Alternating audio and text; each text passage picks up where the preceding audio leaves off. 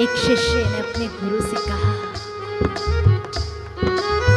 कि गुरुदेव,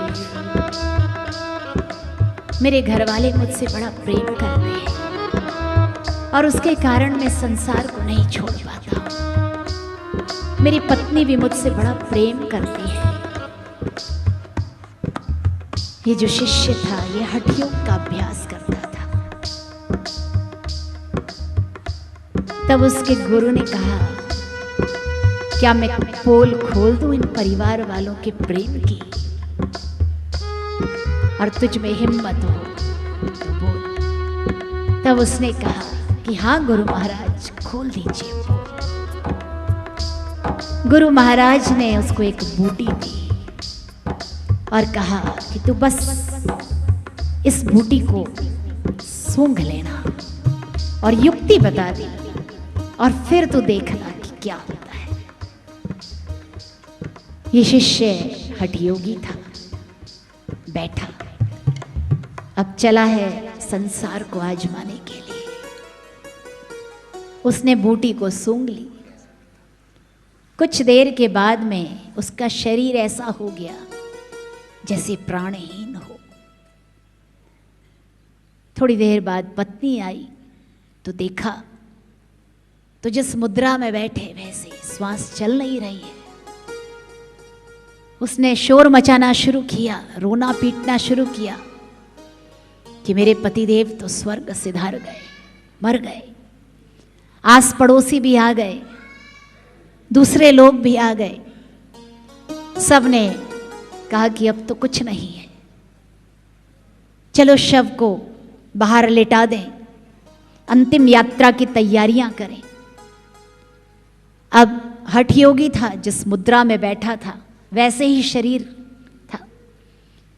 तो उठा करके बाहर ला रहे थे तो दरवाजे में से निकल नहीं रहा था, क्योंकि घुटने मुड़े हुए थे, कोहनियां ऐसी थी, दरवाजा भीड़ा पड़ रहा था। तो एक दौड़ करके गया, कुल्हाड़ी लेकर के आया कि चौखट को काट देता हूं, थोड़ा जगह बन जाएगी तो इसको बाहर निकाल लेंगे। अब जैसे ही उसने 2-3 कुल्हाड़ियां मारी थी, कहाँ तो वो पत्नी चीख चीख के रो रही थी, तुरंत अपने को संभालती हुई आई और बोली कि देखो 2-2 बच्चियां हैं, ये बच्चा भी है, ये तो छोड़कर चले गए, इन सब का पालन पोषण अब तो मुझे ही करना पड़ेगा। मैं कहाँ से पैसे लाऊंगी ये चौखट लगवाने के लिए, तुम इस चौखट को मत काटो। तो दूसरों ने कहा तो कैसे करें फिर, कैसे बाहर निकाले? तो बोलती है इनका तो जो होना था हो गया, इन्हीं के हाथ पैरों को काट डालो, निकाल लो बाहर। अब इतनी ही देर में बूटी का असर खत्म हो गया था, आधा होश में आ गया था। सुना इसने, तुरंत हिलचाल हुई, सब बोले अरे हिल रहा है, जिंदा है। थोड़ी देर में पूर्ण होश में आया, और होश में क्या आया, अंदर से भी होश में ही आ गया। उठाई अपनी माला आसन और एक छोटा सा बर्तन और बोला कि मैं तो ये चला। जाकर के गुरु महाराज के चरणों में बैठा और बोला, सच में गुरुदेव आप सच कहते थे, संसार के रिश्ते नाते सब स्वार्थ के हैं, निस्वार्थ यदि कोई है तो वो सद्गुरु है, क्योंकि ईश्वर भी स्वार्थी है। ईश्वर ने भी जन्म दिया, मानुष देह दे दी, लेकिन फिर अपेक्षा रखता है कि तू मेरा नाम जपा करना। माता पिता भी बच्चे को जन्म देते हैं, पालते हैं, पोसते हैं, अपेक्षा रखते हैं कि हमारी वृद्धावस्था आएगी तो ये हमारी सेवा करेगा। लेकिन सद्गुरु एक होते हैं जो अपने शिष्य को आप समान बना करके जीवन मुक्ति दिलाते हैं, जीते जी उसे अपने अमर पद पर विराजमान कर देते हैं, जन्म मरण से पार कर देते हैं। इसलिए ऐसे सद्गुरु के साथ में ही सच्चा नाता होता है, और ऐसे पूर्ण सद्गुरु आपको और हमें मिले हैं। कितने सौभाग्यशाली हैं।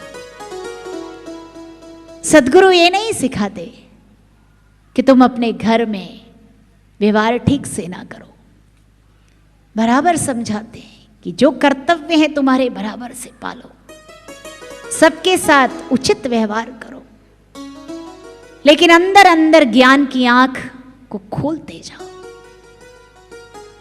कि आखिर कब तक।